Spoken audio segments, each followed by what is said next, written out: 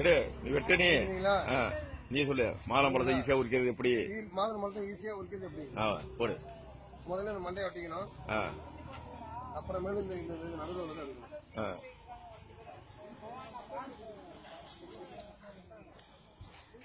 வெட்டு அப்படியே வளர்ச்சி எடுங்க. மாதுளம்பழத்தை மட்டும் என்ன எடுக்கணும்? கவலைப்படாத, நீங்க கவலைப்படாத, நான் வச்சுக்கிறேன்.